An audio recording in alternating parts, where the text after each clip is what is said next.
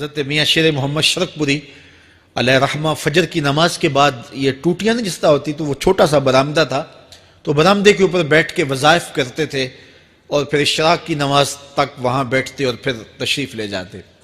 گرمی کی شدت تھی تو حضرت فرائض کی ادائیگی کے بعد وہاں چلے گئے، تو نمازیوں نے آپس سے مشورہ کیا کہ یار حضرت کو عرض کریں کہ بارش کے لیے دعا کی جائے۔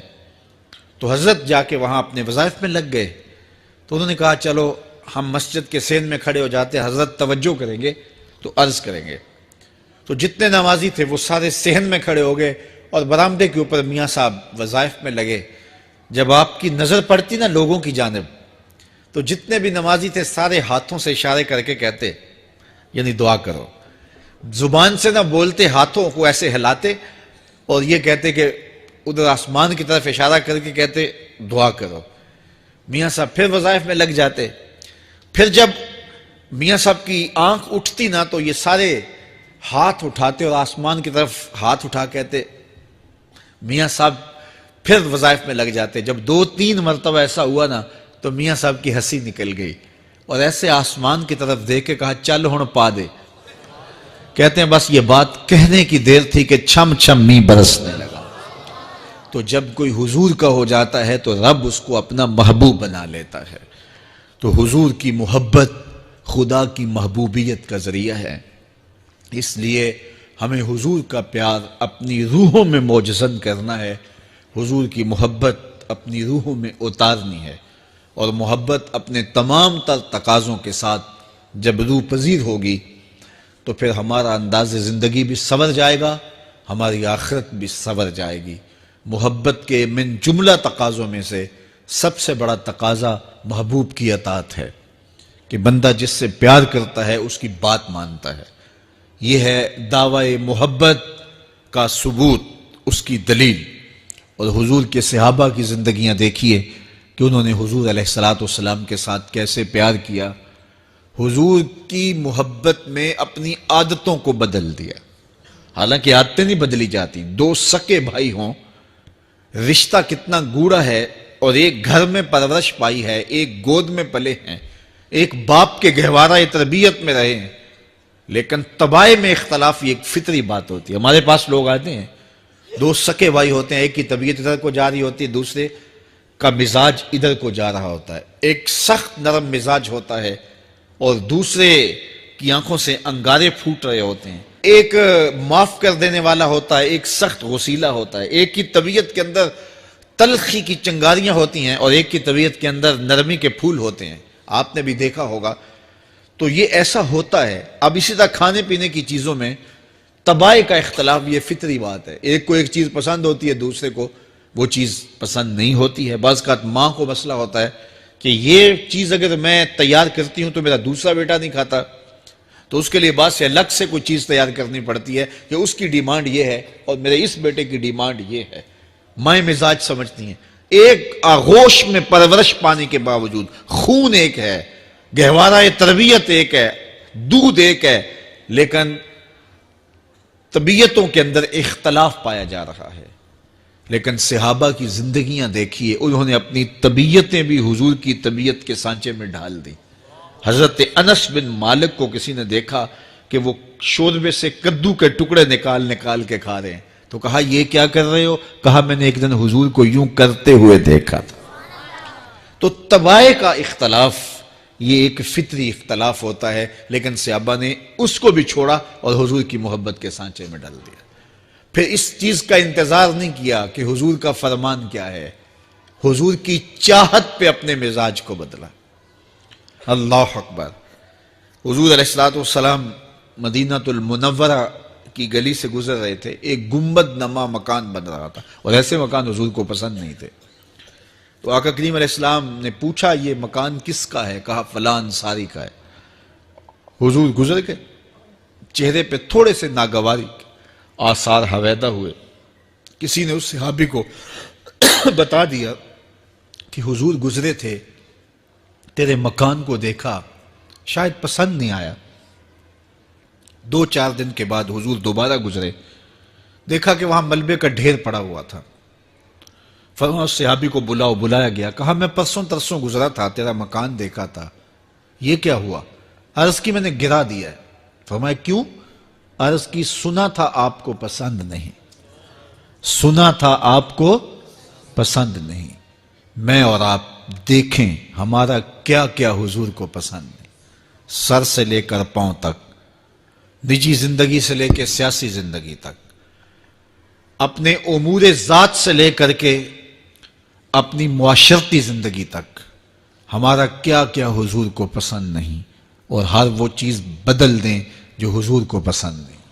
محمد دی زیارت محمد دے رنگ وچ، اے ٹھگ بازیاں جانے پیارا محمد صلی اللہ علیہ وسلم۔ میرے شیخ کامل کا ایک شعر ہے، اور وہ شعر اتنا وزنی ہے کہ اگر میرے پاس جواہر لال موتی ہوں اور میں ایک پلڑے میں ڈال دوں اور ایک پلڑے میں یہ شعر رکھ دوں تو یہ شعر پھر بھی بھاری ہوگا۔ یاری لا تو پاک نبی سنگ، اے پر پوری یاری، پھر درود قبول ہے تیرا لکھ نہ لوں ایک واری۔ 1.25 مرتبہ درود پڑھنا ایک طرف، اور ایک دفعہ حضور کی ذات پہ درود پڑھنا، ان کی محبت کے سانچے میں یوں ڈھل کر کے جو وہ کہتے ہیں وہ میری زندگی کا عمل ہے، یہ اس سے وزنی ہے، یہ اس سے بھاری ہے۔ تو حضور کی محبت، حضور کے ایک صحابی تھے، وہ حضور کو ملنے آئے، اور آئے تھے بحرین سے۔ اچھا، انہوں نے حضور کو سلام کیا تو حضور نے رخ پھیر لیا، ناراضگی کا اظہار کیا، تو وہ سمجھے کہ شاید حضور نے ایسے ہی رخ پھیرا، تو جدھر حضور نے رخ پھیرا وہ ادھر جا کے سلام کرتے ہیں، تو حضور نے پھر رخ پھیر لیا، سمجھ گئے کہ حضور ناراض ہیں۔ اب انہیں سمجھ یہ نہیں آ رہی تھی کہ ناراضگی کا سبب کیا ہے۔ وہ اصحاب رسول سے پوچھنے لگے کہ حضور مجھ سے ناراض لگتے ہیں، آپ میں سے کوئی بتا سکتا ہے کہ حضور کیوں ناراض ہیں؟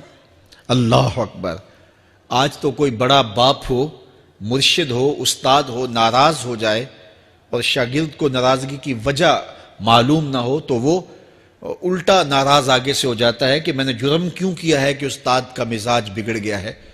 اللہ اکبر! لیکن ذرا دیکھیے، رنگ دیکھیے محبت کے، وہ صحابہ سے پوچھتا پھرتا ہے کہ حضور مجھ سے ناراض ہیں، مجھے بتائیے کہ کیا سبب ہوا؟ تو انہوں نے کہا کہ یہ تیرے ہاتھ میں جو سونے کی انگوٹھی ہے، اس سے حضور ناراض ہیں، کیونکہ حضور اس کو منع کر چکے ہیں۔ امت کے لیے سونا چاندی حضور نے امت کے مردوں کے لیے منع فرما دیا، صرف 4.5 ماشے سے کچھ کم کی انگوٹھی چاندی کی، اور وہ بھی عدد میں 1 ہو، شریعت نے جائز رکھی ہے۔ اگر 2 ماشے کی 2 ہوں گی تو پھر بھی جائز نہیں۔ عورت کو جائز ہیں 10 انگوٹھیاں پہنے، سونے کی پہنے، چاندی کی پہنے، یہ اس کا زیور ہے۔ مرد کو زیور کی ضرورت نہیں ہے، زینت کی ضرورت نہیں ہے، لہذا مرد کے لیے 1 انگوٹھی رکھی گئی ہے، وہ بھی اس لیے کہ اگر وہ کہیں مشکل میں ہو تو اس کو بیچ کر کے 2 وقت کا کھانا لے سکے۔ باقی اس کے لیے انگوٹھی 4.5 ماشے سے کم کا چاندی یا سونا 1 ماشا ہی کیوں نہ ہو، اس کے لیے جائز نہیں ہے۔ تو اس نے سونے کی انگوٹھی پہن رکھی تھی، لیکن اسے حرمت کا پتہ نہیں تھا، تو اس نے کہا کہ حضور مجھ سے کیوں ناراض ہیں؟ تو صحابہ نے کہا شاید یہ اس انگوٹھی کی وجہ سے ناراض ہیں۔ تو اس نے یہ نہیں کہا کہ مجھے تو پتہ ہی نہیں تھا، میرا کیا قصور؟ خیر، اس نے انگوٹھی اتار کے حضور کو پیش کرتے کہا حضور آپ اس وجہ سے ناراض ہیں؟ حضور نے انگوٹھی پکڑی اور ایسے پھینک دی، ناراضگی کی وجہ ختم ہو گئی، وہ بیٹھ گیا، بات شروع ہو گئی۔ اللہ اکبر! جب سلسلہ کلام ہوتا رہا، جب مجلس برخاست ہوئی، لوگ اٹھ کے گھروں میں جانے لگے، وہ بھی اٹھا اور الٹے پاؤں سے پیچھے چلا، تو کسی نے اس کو کہا وہ انگوٹھی تو اٹھا لو، سونے کی انگوٹھی ہے، قیمتی ہے، چلو تمہارے لیے پہننا جائز نہیں، تمہاری بیوی کے لیے تو جائز ہے۔ تو اس نے کیا جواب دیا سنیے، اس نے کہا واللہ لا آخذہ وقد طرحہ رسول اللہ صلی اللہ علیہ وسلم، اللہ کی قسم میں اس انگوٹھی کو کبھی بھی نہیں اٹھاؤں گا جس کو میرے حضور نے پھینک دیا ہے۔ تو یہ تھی ان کی محبت، یہ تھا ان کا انداز۔ تو آئیے میں اور آپ حضور سے اگر محبت کرتے ہیں تو حضور علیہ السلام کا طرز زندگی، حضور کا انداز معاشرت اختیار کریں۔ کثرت کے ساتھ مائیں بہنیں بیٹیاں بھی موجود ہیں، وہ بھی اپنی اولادوں کی تربیت اس نہج سے کریں کہ وہ حضور کی سنت، حضور کی سیرت اور حضور کی اتباع کے سانچے میں ڈھل جائیں۔ زندگی کا مقصد ہی یہی ہے۔ آئے، بڑے ہوئے، جوان ہوئے، بوڑھے ہوئے، چلے گئے، ہم سے پہلے بھی چلے گئے، ہم بھی چلے جائیں گے، بعد میں آنے والے بھی چلے جائیں گے، لیکن حقیقی کامیابی اس کو نصیب ہوئی جس نے اس دنیا پہ آ کے دنیا کی زندگی کے مقصد کو سمجھا۔ ہم آئے کیوں تھے، زندگی کس لیے ہمیں دی گئی تھی۔ اکبر الہ آبادی نے کیا ستھری تنقید کی تھی، کیا بتائیں احباب، کیا کارنمایاں کر گئے، بی اے کیا، نوکر ہوئے، پینشن ملی اور مر گئے۔ یہ کوئی کام نہیں ہے، ہماری زندگی کا کوئی مقصد ہے جس لیے ہم انسان ہیں، اشرف المخلوقات ہیں۔ دیکھیے گدھا سارا دن بوجھ اٹھاتا ہے، اللہ اکبر۔ میرے صاحب نے گدھے سے بھی ایک موازنہ کیا ہے کہ سارا دن جو ہے وہ بوجھ اٹھائے اور کام کرے، اور پھر مالک اس کو غذا بھی نہ دے، وہ جا کے روڑیوں سے اور باہر سے جا کے چر کے پھر آ کے کام مالک کا کرے، مالک اس کو دے بھی نہ، اور وہ باہر سے کھا کے آئے اور کام مالک کا کرے۔ تو اگر بندہ ہو کے، انسان ہو کے اگر نہ کرے تو میرے حضور نے ایک لمبی ربائی ہے، اس میں آخر میں لکھتے ہیں تو چنگا یعقوب یا کھوتا تینوں شرم نہ آوے، کہ اگر وہ ایک گدھا بھی کام کرے، اپنی پیٹھ پہ بوجھ لا دے، اور تو اپنے مالک کے لیے کچھ نہ کرے، اور ساری نعمتیں مالک نے تجھے دی ہیں اور عزتیں اور آبرویں تیرے نام کی ہیں، اور تو اس کا حق ہی ادا نہ کرے، تو پھر کس طرح تیرے سے، تو پھر اولئک کل انعام بل ہم اضل، فرمایا تو چوپایا ہے بلکہ چوپایوں سے بھی بدتر ہے۔ تو میں اور آپ اپنے آپ کو انسان ثابت کریں، آج موقع ہے۔ سے ثابت نے اجے حواس تیرے، سے ثابت نے اجے حواس تیرے، کر لے نیکیاں رج کے تو، اڑیا رب رسول کیوں پل بیٹھوں، آ رب رسول ول پج کے تو، آئی موت ایتھے رہسن کم تیرے، آئی موت ایتھے رہسن کم تیرے، نیکیاں کر لے بھج کے تو، کی آکھ سن لوگ یعقوب تینوں، جب ٹر پیوں سر منہ کج کے تو۔ وہ وقت آئے گا جب تنیاں باندھ دی جائیں گی، جب دونوں جانب سے کفن باندھ دیا جائے گا، پھر پردہ ہٹا کے دیکھا جائے گا، پھر بند کر دیا جائے گا۔ وہ لمحے کتنے دردناک ہوں گے، وہ گھڑیاں کتنی دردناک ہوں گی۔